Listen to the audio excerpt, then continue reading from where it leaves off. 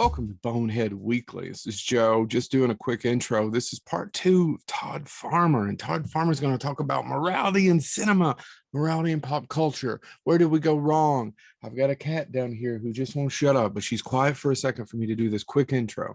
So welcome. There she goes. Welcome back. Part 2, Todd Farmer, morality in cinema. Todd, we love having you as a guest. Please be quiet, Pickles. Please. Let's talk a little bit more about morality. There were two things that you wanted to talk about. The one was Southern accents and Southern and how Southerners are treated in entertainment. And then the other one was morality in in movies. Let's go through movies. Yeah. What were you talking about when you were mentioning that? What was it in your head? I think this was more the focus. It was just me thinking of, the way that the world and the way that media and storytelling has changed. Mm-hmm. When we were younger, when it at least for me, when it comes to religion tended to be Catholicism. That was the religion that you mostly saw in. And I think if you go back and you look at the first century teachings out of Jesus and the life of Jesus, eventually came the Catholic Church. It became this thing. And from the Catholic Church, hundreds, if not thousands, of religions spawned out of that. The mother of what is it in Revelations? The mother of horrors, or the mother, I forget what it's called. But you have Baptists and Methodists and Church of Christ, and everything of Lutherans and everything in between. And you can go back and you can track how each one of these different religions came from this one religion. And so it's interesting to go back and you look at all the movies that are so impactful when we were growing up. Scary movies come to mind, Exorcist, Omen, because there's a Catholicism portion to that. Nowadays, that's a little different because you do have, like, there was Red State, which I think was more Christianity. There's certainly a lot more cult religion than there ever was when I was growing up. So it's even going back to Midnight in the Garden of Good and Evil, there's a Southern Baptist religious feeling to that movie that you don't get that a lot anymore today. You don't get the morality seems to be a thing, or at least the question of morality, but you don't really have a religious slant to any of that unless you go into the faith-based stuff, which is a completely different world. And I do have a story to tell, but I'll tell it later. Tell it now. Don't you badmouth Kirk Cameron, sir. Tell it now, please. Did I ever tell you guys that I was going to do a faith-based movie? No. Ever? So what the hell are you keeping from us? I don't know if you guys know this, but my career has not always been great. I can't remember the time when I was going, oh my God, it's so honest. And you're like, I can't believe you got that shit out of me. Keep going. So there was a point when this guy had reached out to me, and this is a guy that I've known for probably 20 years. He's one of those guys that would always reach out and say, hey, he's a car salesman. He works in Hollywood. And he would reach out and he was like, I got this great idea. And so I would do a bunch of free work for him, hoping that something would become, money, and it never did. And so he reached out to me and he said, I have access to, and I, being Southern, I will say his name wrong. Joel Osteen. Yeah, Joel Osteen. Yeah. Osteen. So he said, I have access to he and his people, and they want to get into the faith-based genre. And there had been a number of faith-based movies that had done very well. Yes. And these are movies that you literally make for next to nothing. It's almost the Blumhouse model, but with less morality. Right. Meaning less morality in the movie making portion, not necessarily in the story of it. Yep. There's lots of morality in the story because that's part of it. But as far as making the movies and paying your crew, there's not a lot of that going on. They're paid in heaven dollars. They are paid in a lot of Jesus money. But they came to me, and I never met with Joel or anything to that point, but I met with some people that worked for him, and I will say they were lovely.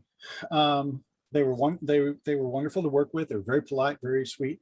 They dressed and carried themselves as people who had been making a lot of money for a lot of time.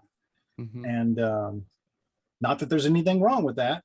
No. In that religion, and I forget exactly what it is, but it's the religion that he teaches is based on if Jesus wants you to be rich. It's God wants evangelical, you to be right? rich.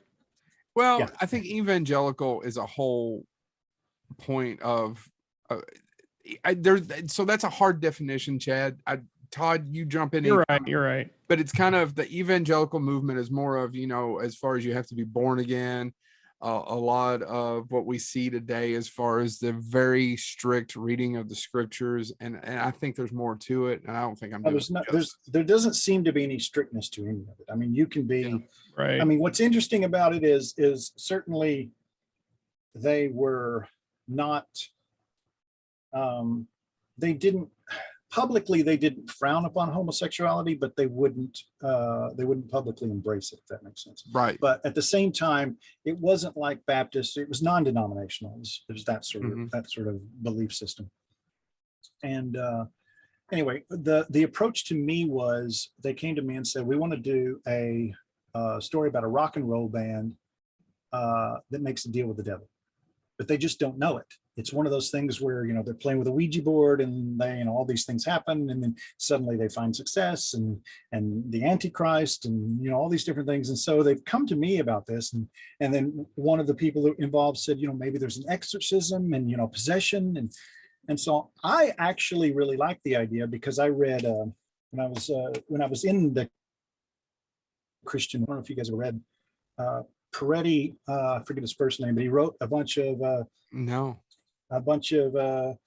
sort of angel books, and it was books where good versus evil, and there were angels and demons, and it was very Christian books, but it was slanted and very scary and creepy, and so I liked it, and I liked that idea. Like I remember this imagery from one of the books where there's a guy sitting in a pew, and there's literally a demon crouched down, like from the prophecy movies where he's crouched down on the pew and he's whispering in this guy's ear. Nobody else can see him. So it was that kind of thing. And so anyway, I wrote, so I came up with a pitch, and I said that, this, is this what it is? And they were like, yeah, we love this. Absolutely love it. And then I just couldn't get them to pay me. They wouldn't give, they was like, well, if we could just get a script, then we could go out and we could get the financing. But then they had already, like I had said I'd asked them about the whole Louisiana thing, and that they had not, when the hurricane happened, they didn't open this gigantic church to help anyone. Yeah. And I'd asked about that, and off the record, which we're obviously not condoning right now, was that they had made an internal mistake. They should have thought better than to not open their doors. Yeah. But that was their off the record response to me, or at least one of the people involved had said that to me. And then I'd also asked about, is this one of those things where you pay for prayer? And they're like, oh no, we don't have to pay for prayer. We have 50,000 people come through the church every week. We don't have to pay for prayer. Because they're, you if you look at that, if every person who comes in is given $1 in the donation, or when the basket comes around, they're making 50 grand a week. So and most people are giving more than that if they're tithing 10%. Right. But which is why Joel drives $300,000 cars and lives in a much bigger place than my shed. And she shed. My she shed is nothing compared to his little house. But he doesn't have his own severed head. I mean, no, he doesn't, but he has enough money to own 5 million of them. But the real ones. So anyway, they convinced me to write the script. And so I wrote a script about these guys and we had this whole conversation because, and the script opens up with, one of the lead singer, the rock and roll guy, wakes up with 2 girls in bed with him. And they were like, and I was like, there's no nudity, but if you want to set up that these guys lived in that world, that's one of the things that, rock and roll guys do. They sleep with multiple women at the same time. They drink a lot of booze. They take a lot of drugs. And so all of that was there in the beginning. And then this guy ends up overdosing, goes into the hospital. And while he's there, he wakes up and he's seen God. and he's decided, I don't want to sing the kind of songs I've always sang. I want to sing different songs. And so his manager is basically the Antichrist. And so you have this whole back and forth, and there's a possession, and so his girlfriend gets possessed, and they have to do this exorcism, and all this horrible stuff's happening. So I send this thing to them, and they come back to me and they say, this is fantastic. Had us on the edge of our seat, but there is no way that we can take this to the church and present it. This is so demonic. We just can't do it. And I was like, you guys came to a horror writer and you said, write a scary story and put in a possession and put in an exorcism. What did you expect I would do? And so at that point, I just got frustrated because I still hadn't been paid. And so I walked away. But that was my faith-based story. So you never got a dime out of them? No. This is one of those times when I would never, ever be able to be employed again, because I just would have looked at him and listen, my writing partner, Baal, says that if he doesn't get paid, and just start whispering to somebody invisible in the corner. Yeah. Actually, I'm telling him, I don't know what you want me to do. I told him. It's to some degree, it's one of those things. When I was in high school, I knew a guy named Jeff Reeves. He was a year older than me. And he was the guy who one day he went into the bathroom and he wrote 666 on his forehead. He was kind of a heavy set fellow, overweight, sweat a lot, didn't really have a lot of friends. And he wrote familiar. 666. Keep going. And down the hallway saying the end is near, the end is near. He's got 666. Of course, the idiot had wrote 666 in a mirror, so he wrote it backwards. And I ended up befriending him because I was just fascinated by this guy. Part of me going down this road with him was because I was fascinated with, do they know that they're charlatans? Do they know that they are the Pharisees, or do they really believe what they're pitching? Do they really believe? And I think they really believe it. I think so too. So it's almost scarier. It is. Which is well, and I don't want to get into religion in my whole because all three bone you could. So there's a great Monty Python quote. John Cleese says, "You couldn't get the Pythons to agree on what religion is, but we would all agree on what religion isn't." I would say that's probably true for the three boneheads. You could include me in that.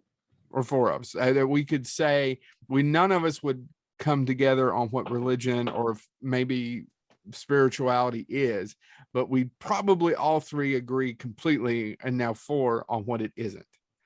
Right? And you start writing a lot of checks, it isn't. But going back to your script and everything else, why is rock and roll always the problem? Like I always stop to think about that. I mean, blues for a while, you got the bluesmen going to the crossroads, but nobody, I mean, Riverdance outside of the Dixie Chicks, I guess nobody ever gets mad at country musicians go. And I think about the example that comes to mind. There was actually it's a study done and published as a book called Rap on Trial. And it actually pointed out that if you listen to quote unquote hardcore gangster rap and compare it to Johnny Cash has killed more people, done more drugs, done more. And it begs this question. And I think the same thing with rock and roll. Rock and roll gets this thing of, it's the devil. It's the devil's music or whatever. And I find that fascinating. And my question is, did the devil have the best PR to get rock and roll? Well, first of all, really quick, Mike Judge, Chad knows this, did a great show for Cinemax called On the Tour Bus about crazy country Western musicians and how most of the shit that Johnny Paycheck got into was worse than almost any hip hop artist of all time. I mean, it doesn't even come close. That being said, we've had a director on before who worked with him, Brian Trenchard Smith. He directed the Omega Code 2, right, for the church. Yeah. Correct. Yeah. And he was talking about, he had an interesting experience with them that they were actually fine. And I say them, it's a different group, but it's a religious film. And he was talking about they were fine to work with, but they ended up spending all the money on special effects and got taken for a a ride. Correct, James, Chad? Yeah. Fortunately, doing what I did, I was able to, I had access to a lot of the people who had done a lot of these movies. And I don't want to get into a bunch of names, but one guy, I really liked him. He's South African and he was lovely, and he was smart. And he was the one who came to me and he said, don't make a faith-based movie. Don't write a faith-based movie. He said, write the best rock and roll movie. But it's about this guy who decides to pull away from that life. He said, it doesn't have to be faith-based to make that decision. A lot of artists, you look at Alice Cooper, you can look at a lot of guys who've pulled away from the more hardcore lifestyle. And I was like, okay, that's an interesting way of looking at it. And so there were good people there, but it seems like it's interesting because it's one of those things where you think that, oh, well, this will be a world where they will treat the writer and the crew with respect because they're coming from a moral background. And that is not the case. The guys at the top still make all the money and everybody else getting paid nothing. And that was disheartening to see that, because if you look at a list of faith-based films and you look at the money that they cost, people are going to see those films in the same way that,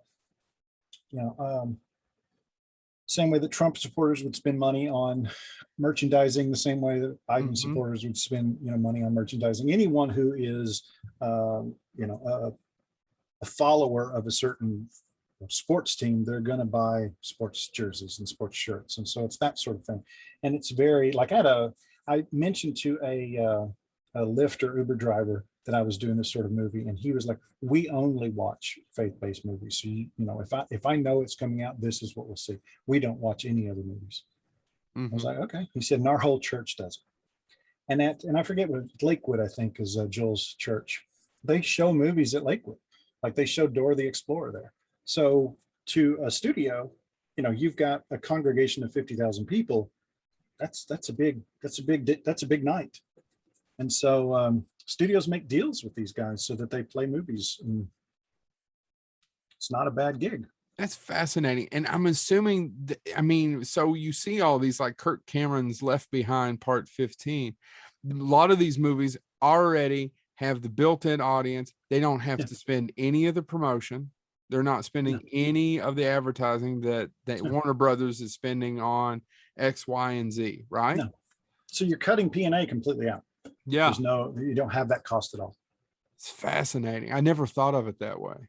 Why didn't we start our own religion? Scientology dude did. I know. L. Ron Hubbard, Dianetics. Yeah. And the stories about him starting it and the conversations other science fiction authors had with him are fascinating in and of themselves, because he was worried about not having money in his old age, and he solved the problem.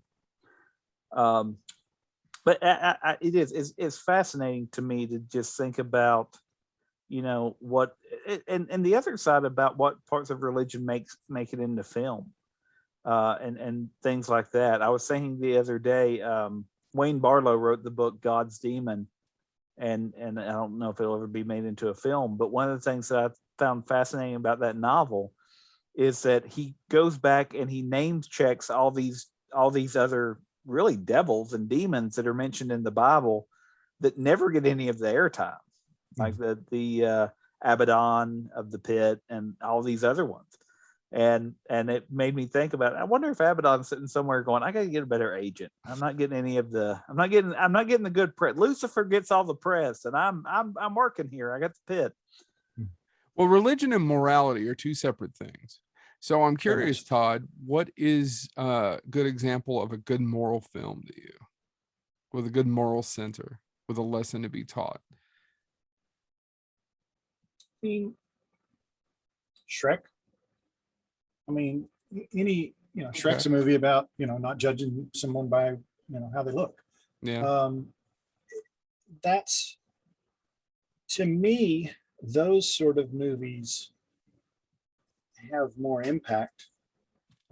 Those sort of movies can have impact to someone who is religious and someone who's an atheist or agnostic. I mean, those because that theme not being judged for what you look like. I mean, we all, I grew up in the South. I'm bald now.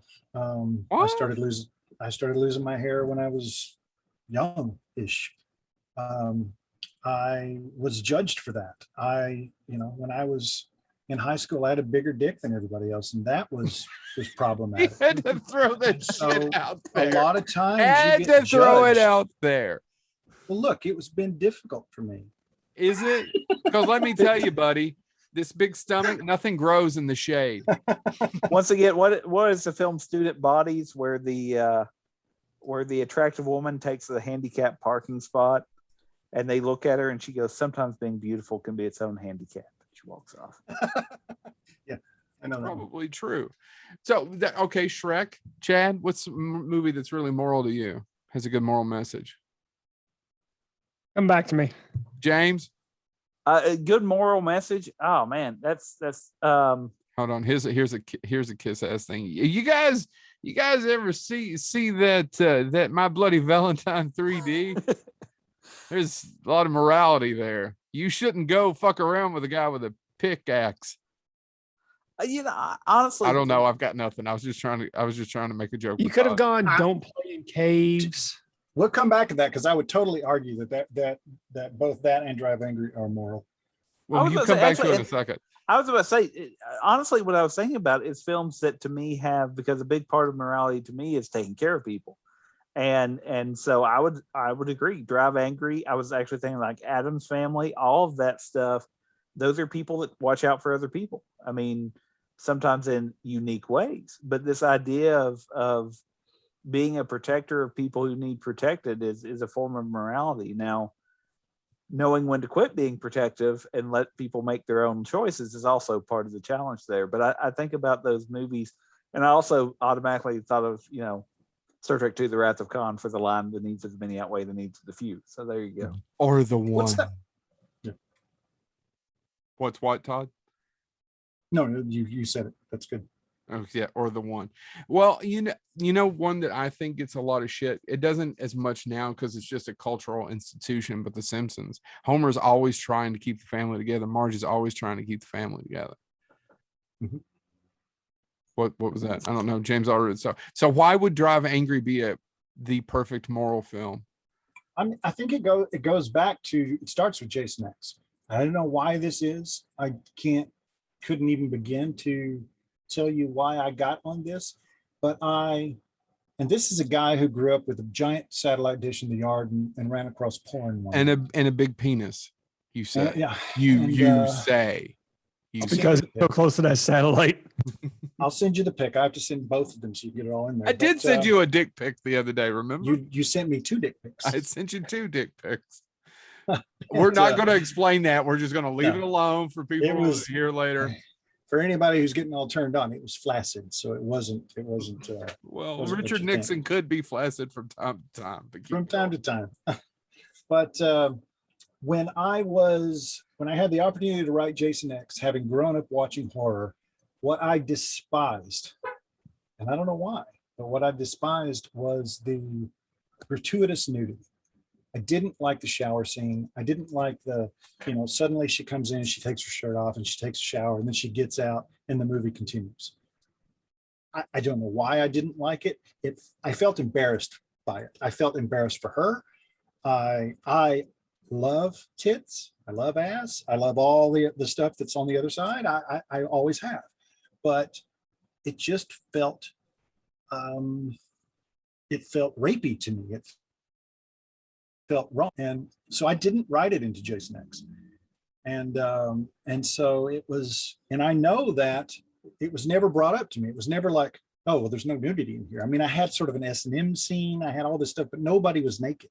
Sex brings Jason back to life. But the 2 kids who are having sex, they're mostly clothed. I mean, you see a navel, but you don't see any nudity. And so that was on purpose. I know that in the 11th hour, the powers that be went to a couple of the actresses and tried to get them to do nudity, and they had signed on saying, I'm not going to do nudity. And so they were like, no, I'm not going to do nudity. And so then the powers that be came to me later and said, for the 3rd act, you have to write it in. And so I knew if I didn't write it in, someone else would. So I wrote in a scene that's basically making fun of premarital sex and smoking pot. Yeah. And then, and that's how that got in there. And then later, I knew this was not a battle I was ever going to win. And I mean, right now I'm wearing this, but it's a shirt for breast cancer. It's not, right. It's not about, Lady Frankenstein being naked. But in Drive Angry, I was like, well, look, if I'm going to write this stuff, I have to be willing to put my own ass on the line, which is why my ass is in the movie. Because if I'm going to expect Betsy to take her clothes off, then I'm going to take mine off too. And thank God for that, sir. I know. Thank you. He's not talking about Betsy either. No. Okay, you said all that. Two things. One of them is that in defense, if you talk to fans of Jason 10, one of their favorite scenes is what? Sleeping bag scene, yeah. The sleeping bag scene. Well, yes, I guess so. You don't have people saying that to you? I think so, but I don't know that it's necessarily because of the 4 titties. No, it has nothing to do with those. It's because it has nothing writing. to do with that. Yeah. I think it has to do with the pointing a finger at. Yeah. No, absolutely. You're absolutely right. Lie. But you did follow up with one of the most how top that lady is naked in that in My Bloody Valentine for what, 5-10 minutes? Well, let's talk about that. Couple of things. Yes. And I'm not picking on you. No. And look, call me if I'm coming across hypocritical, you call me on it. Oh, I don't think you're hypocritical. I just like hanging out with my friend. Keep going. The scene was written to be a complete distraction from what was coming. Okay. That has to do with the little person. That has to do with the dog. It has to do with this crazy long sex scene. All of that was to distract the viewer and sort of keep the viewer a little off balance so that when Frank opens that door, you don't know that pickaxe is coming. Okay. Because that was the whole reason for all of that. It was all a big distraction. It was also, at least from the point of view of, if you go back and you look at the opening of the movie, there's these 4 characters, and then here's Betsy, who's one of those 4 characters years later, and her life has not turned out well. She's with the guy who turns out he's filming them while they're having sex. I mean, everything about it is not going well. And she's the first kill in the movie. Spoilers. But Betsy and I got together and decided that we would we choreographed the sex scene so that it would be uncomfortable. It's not sexy. It is not a sexy scene. I'm on her hair. She's like, you're in the wrong hole. I mean, everything about it is not sexy. I prematurely orgasm. I mean, everything is not going well for her in this scene, nor for me, although, I get a pickaxe in the head. Right. But the idea was I guess it's twofold. One is it wasn't to glamorize the sex scene. And the other was that if you're a dick to women, you die. And that's sort of a theme in both of those movies, even Drive Angry. So. Well, what about the long scene in Drive Angry where they're having sex in the shootout in the bedroom? She's topless. He's not. Well, I mean, that was Nick. He was written that way. When you have, and I mean, I think people would argue Nick is still an A-list actor. He's had, his peaks and valleys, but he does have an Oscar on his shelf. Yeah. He's a good actor. And Pig just came out this year. So Pig is remarkable. I haven't seen it yet. I highly suggest it. It is a remarkable film. It is not what you expect. Have any of you seen it? I haven't seen it. I'm dying to see it. Yeah, it's yeah. So okay. We won't.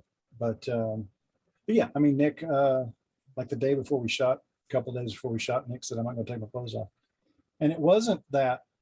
I think Nick's done nudity before. I mean, he's, for a guy, he's little older than me, I think like a year or two, but he looks great. So it's not like he was embarrassed to take his clothes off. He works out every day, but he felt like from a character standpoint, the guy, if he knows they're coming, he's not going to put himself in a position to be vulnerable. So it was written that Nick would be nude.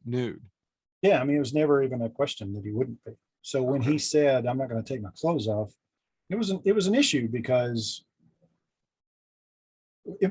for us, basically it was the issue because we thought it would look weird. You know, why aren't you taking your clothes off? We have to deal with it. The audience is going to wonder why aren't you taking your clothes off? And so she says, why aren't you taking your clothes off? And he's like, well, you know, I never disrobe before a gunfight, which I think was his line. And no, it completely works in the movie. It works. I just wanted, yeah.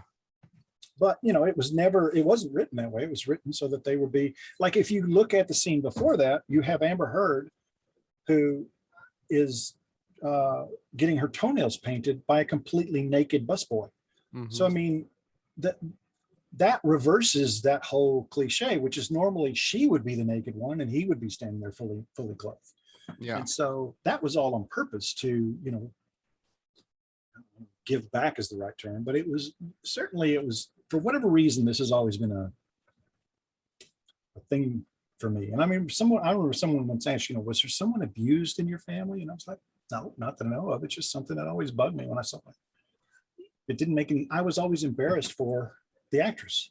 I don't mind if you get naked if there's a reason. There's a reason for Betsy and I to get naked in Bloody Valentine. There's a reason for us, for Amber to come back and find me naked in bed cheating on her.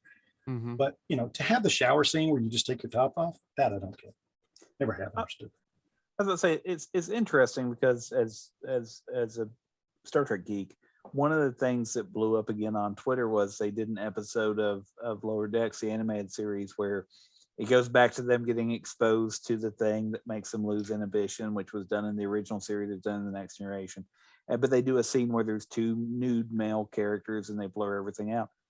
And quite frankly, a lot of people got upset going, is this what Star Trek has become? And a bunch of people came back and went, there's been more nude scenes, and there's an entire episode of Enterprise where Hoshi's shirt mysteriously just disappears and she has to sit there like this for 3 minutes on film. And I was like, so what? So it's really interesting how I guess some audience members have very selective memories over what, whereas you seem to have a pretty consistent response. It seems like sometimes fan bases have very selective memories on what they get concerned about. I never understood the reason for having the continued nudity when you had Cinemax and you could turn on Cinemax at night and see all of that.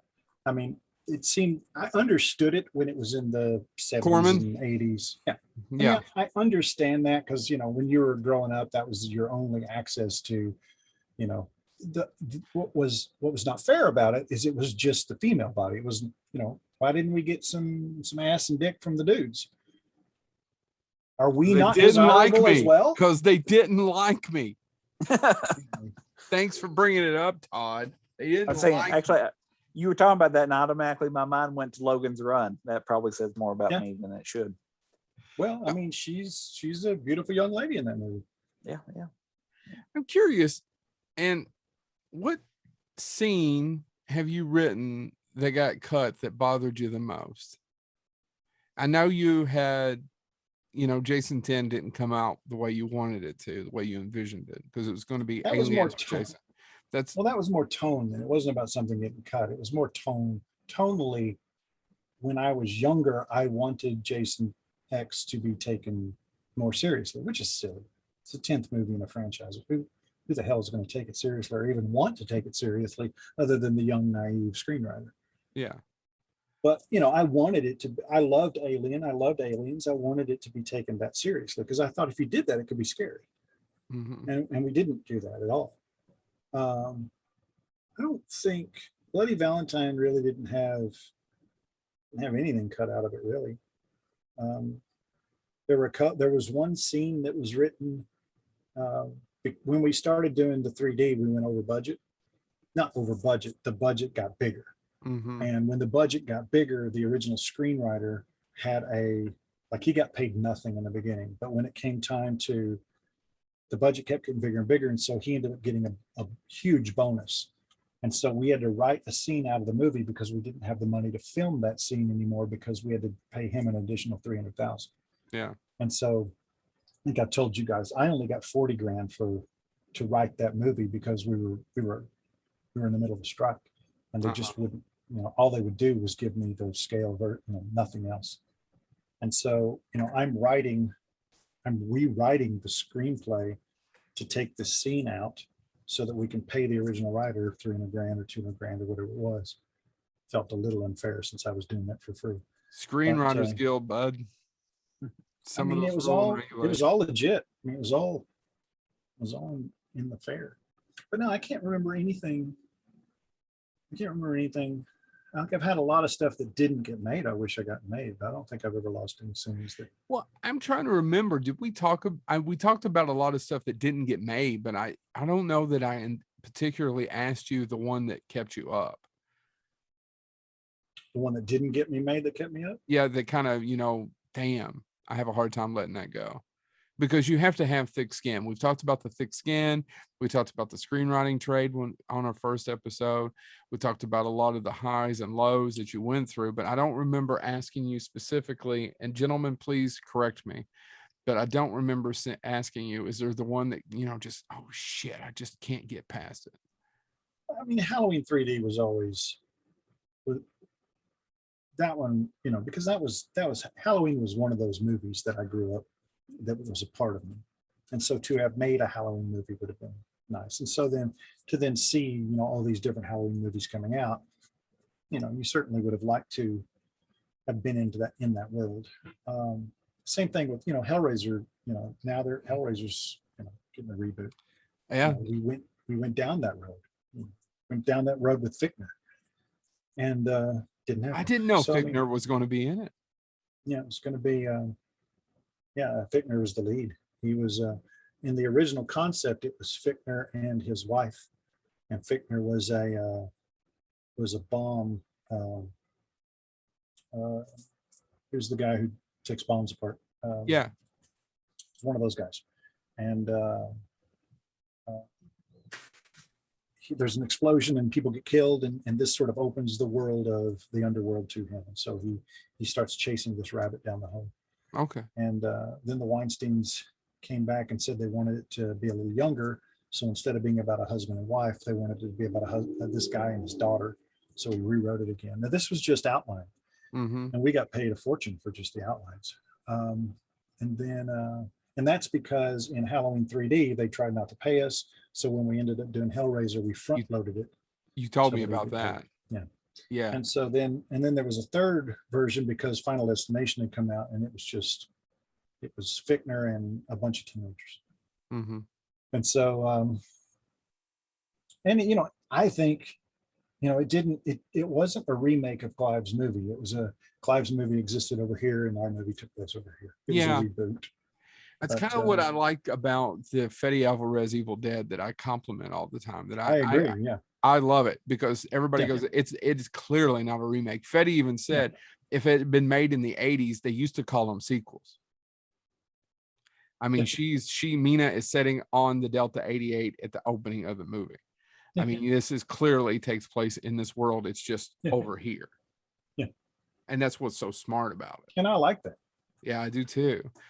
So what was can you talk about the story for Halloween 3?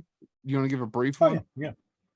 It was, we started, do you remember the end of Rob's second movie? Yep. It started probably 10 minutes before that movie ends. And you have to, the problem with Halloween 3D is that we came up with a concept and we pitched it to them. Maybe 4 to 6 months later, Bob called and said, Rob is fucking me. You got to come in and help me with this. I mean, Rob was just doing Rob's thing, but the Weinsteins respond the way the Weinsteins respond, which is why we did 3 different Hellraisers. But so we came in and we basically started, I think in Rob's movie, Michael kills Clockwork Orange. Yeah, he kills Loomis. Kills Loomis. Yeah. And in our version, we open right before that happens, and Michael is stabbing Loomis, and then she's watching, and then sort of pull back to reveal she's actually stabbing Loomis, and Michael's standing over her watching, and then she sort of wakes up from it, realizing she's done this, and then Michael walks over and puts the mask on her, and she stumbles outside, and there's cops everywhere, and she pulls the mask off, and when she does, we go into 3D. And so the next 20 minutes is the ending of our movie had we done had we been a part of Rob Zombie. Mhm. So it was this big thing that ends with Tyler Mane, in an ambulance he's on fire and the mask is melting to his face and he goes off a cliff over a dam. Mhm. And then she's a year later, she's in an asylum, and we're in a small town, and there's one of those pop-up Halloween stores, and there's some kid, he's like yelling to his manager saying, "Hey, we got this one," they're pulling all these boxes, pulling all the shit out of the boxes to put on the shelves. And he's like, "We've only got this one mask," and it's the James T. Kirk mask, because Gary Tunnicliffe had actually found the old mold from the original movie. And so, and the guy's like, "Just put it on the shelf, somebody will buy it." And so, he turns and looks, and then, Michael's standing right there and kills him and takes the mask and puts it on. And so from that point forward, Rob Zombie's Michael is gone, and we're back to John Carpenter's Michael. So he's more of a shape, and he's, stealthy and sort of a dick. And, so you were able to kind of well, it's not reboot exactly, but in a way it is. You had to get past that. So that's what a lot of people complained about with starting from Halloween 2 on, is that we were stuck with this whole, he's Michael Myers, she's Michael Myers' sister, and a lot of people complained, and that led into 4, 5, and 6. And, you're kind of shackled with that. Whereas the new Halloween is like, fuck it, nothing existed after Halloween. Yeah. We didn't do that. I mean, we just simply, when he comes back, he's different. Yeah. He's changed. He's not the same. He's the Michael from Carpenter's original movies. He's not, although he's still in Tyler Mane's body, gigantic body. It's just the problem with Tyler Mane is a T-Rex.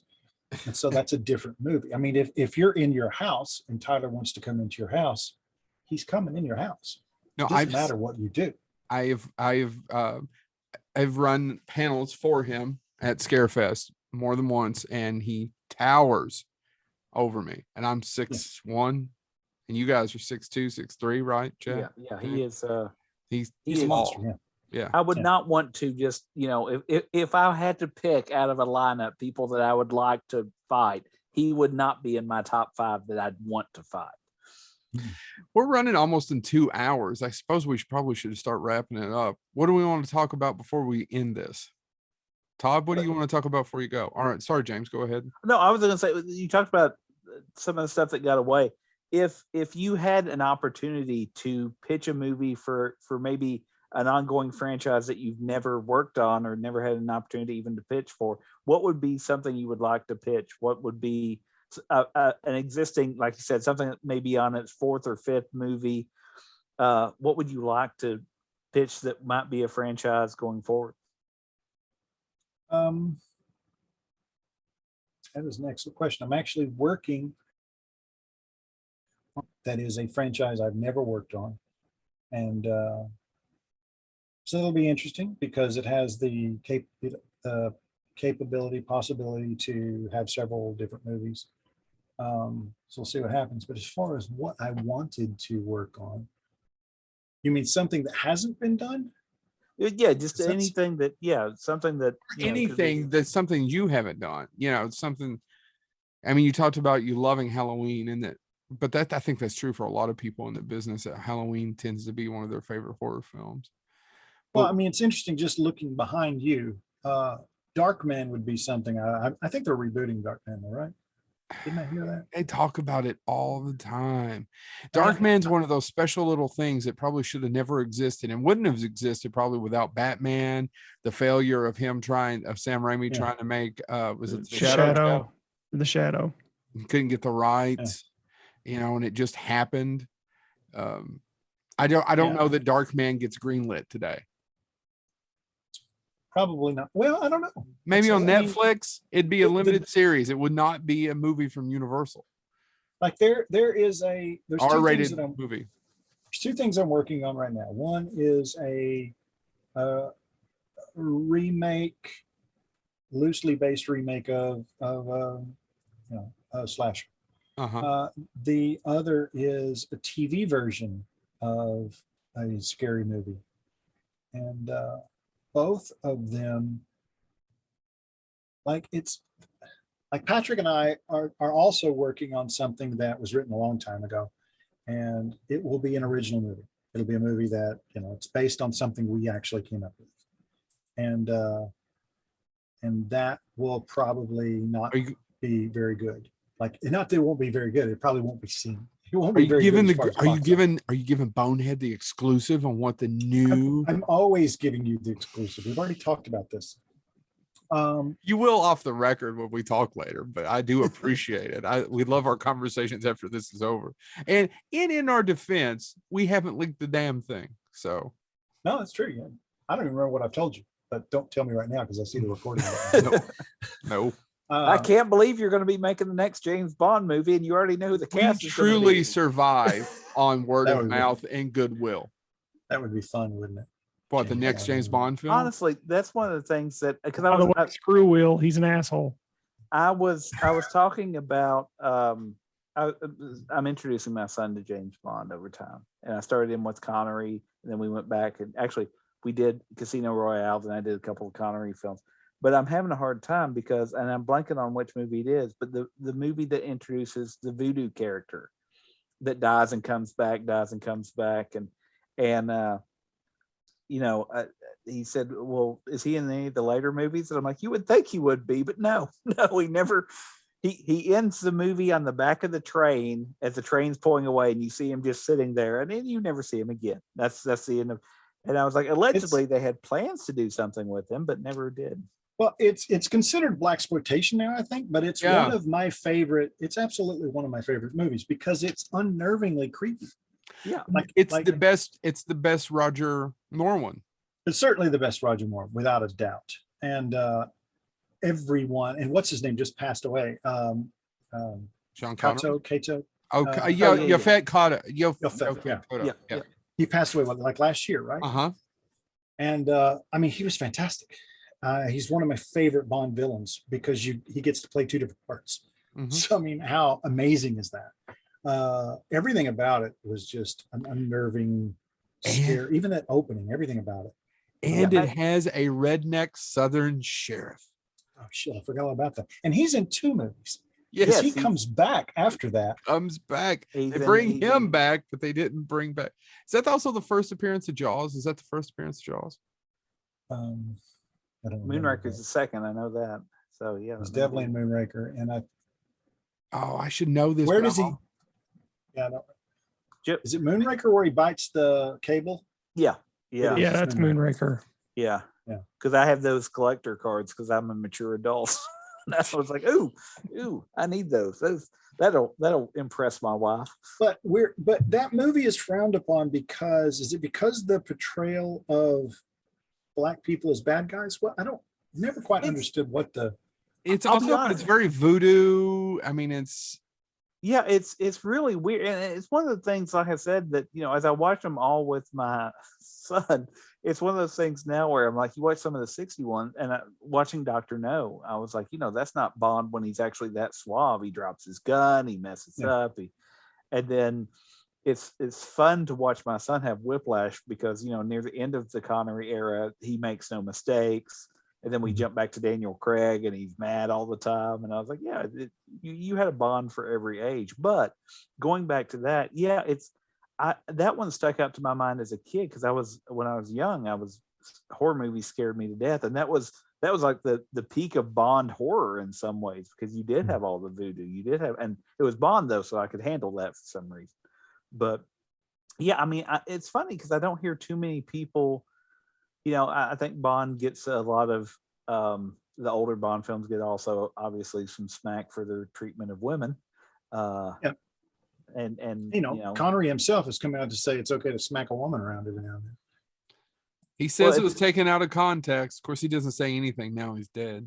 Well, I was going to say the flip side of that is, I mean, Chris Rock even had in his stand-up years ago, he was like, I would never ever hit a woman, but I'd shake one. And I always thought, I was like, that's going to come back to haunt him at some point. That's not. And so, but again, it's all. Did you give us an answer, Todd? Is there one out there that you'd like to work? It doesn't have to be horror. Would it be Bond? Would that be the one? No, it wouldn't be Bond. It would be. I mean, I like Bond. I like Bond too, but I don't know that it'd be Bond for me either. Can I tell you one that I would like to do? Yes, tell me. I've always thought that I would either, but they've already fucked it up but either a prequel or sequel to the John Carpenter's The Thing. I could have done either, and had the whole idea of the opening, which would have been kind of a prequel sequel together in my head since I was a high schooler, of how I would have opened it up. So you didn't dislike the prequel? Patrick and I were we were at Morgan Creek, and they're the ones who did the prequel. And we were going to do a reboot of The Exorcist. Yeah. We were going to get Max von Sydow to come in and play his own age. It would have been screen accurate. That's true. I know, because he was alive at the time. This has been, it's been 6, 7, 8 years ago. Really? It was that recently? Well, it was right before The Thing came out. The reboot of The Thing came out. And we went up to their office. We went into the conference room. They set up a tiny little television at the end of the conference room table, and we watched the unfinished effects version of The Thing. And I loved it. Just sitting at a conference table watching this and being such a huge fan of the original, I'm watching it and I'm thinking, I love this. I love what they're doing. I love the way they started. I love all of this stuff. And like, I liked the idea that they didn't do the blood, the fire and the blood thing, because that's been done. It's been done. Thought, based on what, now we didn't see any effects really. So we didn't see the CGI effects and that sort of thing. It was placeholder. But from where I was sitting, and so I came back out and went, and said on Twitter that so then later the movie came out and I didn't see it because I'd already seen it. And people were just destroying it. And I came out to say, what are you talking about? I loved it. And I got destroyed. And so, and I think it was mostly, I think it was because the CG was not good. But yes, that's a movie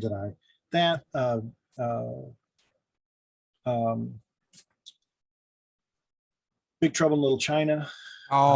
There's a missed opportunity. I agree with you. I mean, and it's funny, Army of Darkness is behind you. I mean, I love, the first two movies, but Army of Darkness takes horror into a fantasy world. And how could I not love that? I mean, fantasy was my thing. Dungeons and Dragons, that's where I started. It takes it into fantasy with the Three Stooges. Yeah. I mean, it is pure Sam Raimi. There's never been anyone quite like it. Yeah. I actually introduced my daughter to, I showed her Evil Dead 2. I didn't show her Evil Dead 1. That tree scene. I didn't want to have to explain.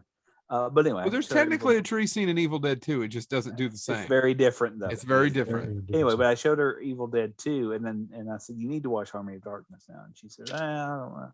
Because Evil Dead 2 got to her a little bit. How old is she? 4. 12.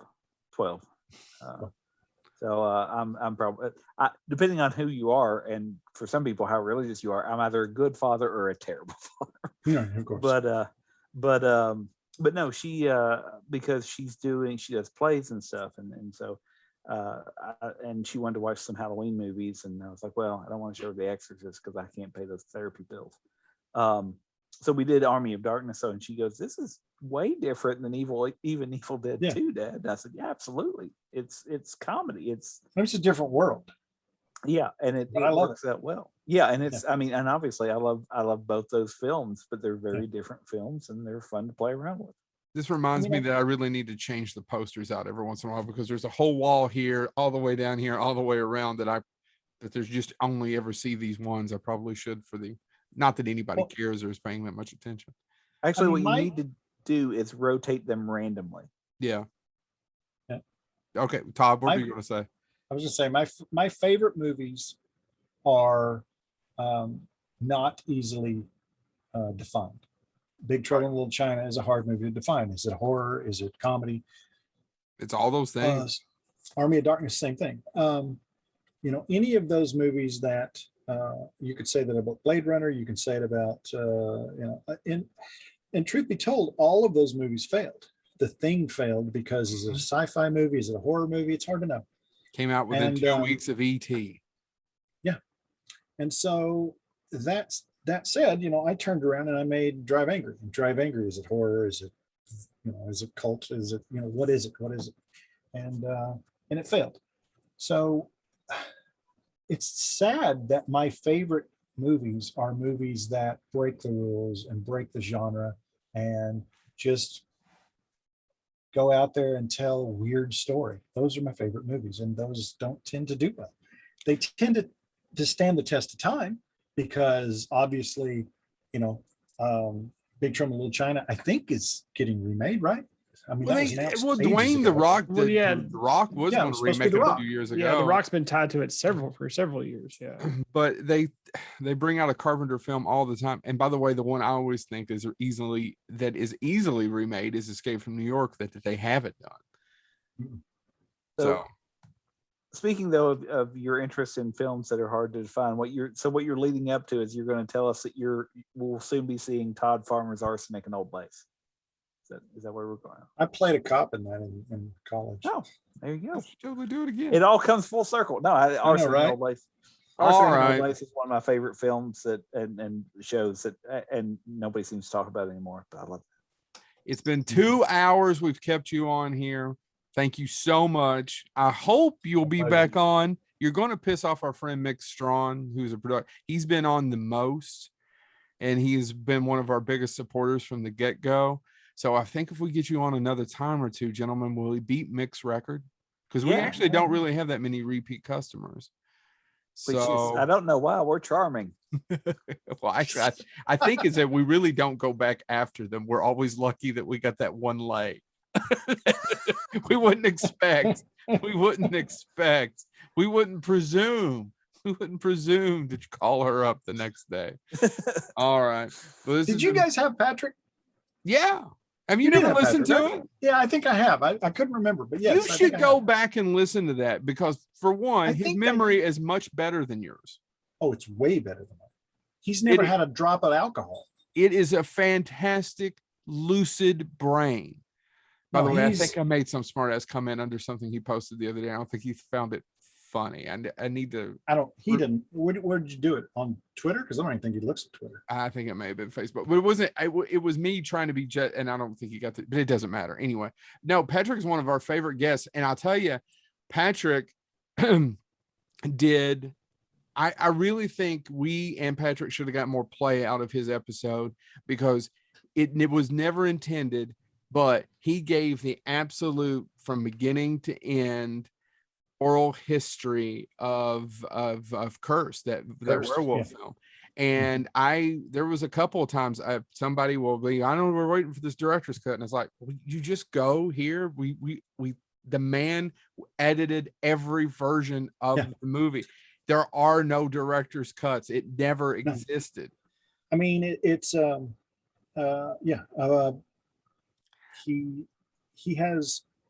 It's interesting because he doesn't forget anything. Mm-hmm. He remembers everything. And so I will often say things and he'll go, no, it was this. No, all right.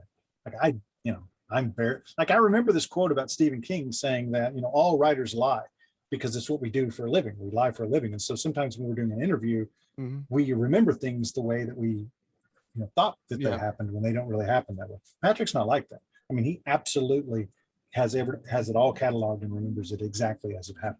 No, he's a great interview. And really, if you don't remember, check that out. He specifically, I just think he does a fantastic job. Guys, don't you think he's one of our best interviews?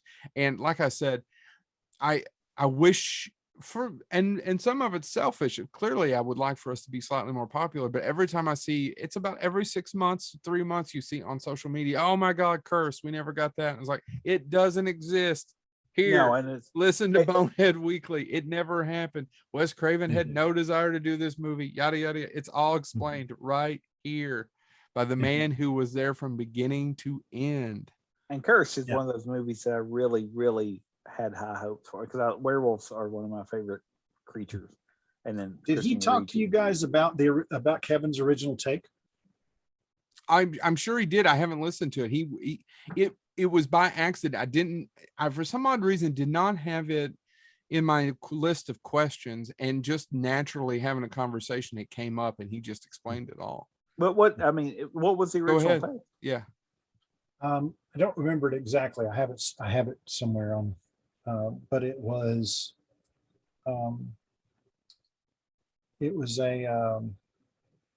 like an AA meeting for I don't remember. basically like about that. did he talk about that? I don't No, remember I don't that think so. part. Maybe the son of a bitch left something out. You need to Well, go I mean, pour some liquor down his throat. it wasn't something that would have been a part of his world, because it was something he didn't see until years later. Because Matt Stein, who worked for the Weinsteins, had reached out to us and said, "Did you guys ever read Kevin's original take?" And we were like, "No." And so he sent it to us, and we read it, and we were just completely blown away. But it was a bunch of people at an AA meeting, and this girl is there's one guy in there who something's not right about him, and it's clearly it's not AA. It's like, it never comes out and says, but it's more one of those anger management kind of things. And so so anyway, she's walking home and she keeps looking over her shoulder, and she's pretty sure this guy is following her. So she's speeding up, following her home from this meeting. And so she gets back and she's fumbling with her keys and she's crying. And then this guy, and she comes around and the moon comes out behind the clouds, and she's trying to get in the house. And then suddenly he attacks her from behind, and they're scrambling around on the floor, and he's trying to rip her clothes. And then suddenly she starts to change and she bites him. And so he's freaked out and he runs. And so she then changes into a werewolf, but he's gone. And so this serial killer is now infected as a werewolf. And it's just That's amazing. a much better movie. And that is not what they made. And so they made 3 movies and not that one. And by the way, I probably have it wrong. Patrick would remember it better, but I've got it somewhere because Stein sent it to us. He probably It's a wasn't really supposed to. good story that's much better than anything that they put to film. He really talked about how Wes, and he explained how it works. He explained the mechanics of the business. He talked about Wes really wanting to do Pulse, then pulling Pulse, the remake of is it Korean? I can't remember the original horror film. I believe, it was South Korean or Japanese one. And they wanted to pull, they pulled it out at the 11th hour, 2 or 3 weeks before they go into production. But hey, you can do this. And his point was, you've got people on payroll. You have people who need jobs. And if you say no, they're not going to work for the next 3 months on this picture, or 2 months. And also for Wes, he's not going to get paid, and they offer him even more money, and financially it's hard to turn it down. He explained a lot of the business part of it. He's always very thoughtful when it comes to that part of the world. Like, I remember on one of the movies, I don't remember which one, but I probably do, I'm just not saying, but one of the stunt coordinators came to us and said, "Patrick, would you like to be in this certain place so you can get a better shot, so you can see this better?" And Patrick was like, "No, I don't." And the stunt coordinator was like, "Well," like, couldn't understand why you wouldn't want to be where you could see this amazing stunt take place. And Patrick was like, "If something happens to me, whole production shuts down. Everybody loses their job. I can't be anywhere near what you're talking about." That's why he doesn't drink. That's why he doesn't take any risks when it comes time to, like, if you've got a bunch of 3-wheelers, and they don't make 3-wheelers anymore, do they? No. ATVs on the set, he's not going to be out there playing in the ATVs. He's not going to take any chances that would jeopardize the movie. And I'm not like that. I'm not And like that. I don't have to be like that because I'm not the director. Well, and we've never had that much responsibility, but James literally threw me off the back of a truck shooting a shot one time. Yeah. Well, I mean, that's understandable. Yeah. Well, and in all fairness, the best part about that story is, as he was saying there, picking concrete out of his arm, asphalt out of his arm, I got out of the truck and said, "Well, did you at least get the shot?" Because the first time we tried to film it, he yelled at me because he said, "You didn't floor it hard enough. It didn't look believable." So that second time, I stumped it. Yeah, it's inertia, it's physics. It goes really fast. I'm sitting here. I didn't know that I would just roll. How did it? I don't remember. It came together pretty well. I mean, it came together pretty well. It worked. I just remember holding the camera as opposed to myself and trying to keep myself. We couldn't replace that camera. I couldn't, at the time, was poor. I could not have replaced that camera. But it's the truth. And by the way, that was a video we got paid nothing for. We were asked to do it for a training thing, training introduction. That's sad. All right. Anyway, I got to drink the rest of this so I can pee in it because we've gone so long. All right. I tried to end it 10 minutes ago, and then you told me another story. No, I got this. Go ahead. No, we're good. Are you literally peeing? Because that'd be hilarious. All right. So we need to wrap up. We've been over 2 hours. Thank you so much. It'd be even better if he turned around and grabbed the head and started peeing through the mouth. Oh, don't think he has not stuck his own dick in his own mouth. I have not, but I do know that there's a dick that's been in it. It's just, there are pictures. I bet. Dude. I don't blame you. All right. Todd, we'd love to have you back on again sometime. You pick the topic. You let us know whenever you. And by the way, you need to come to Kentucky.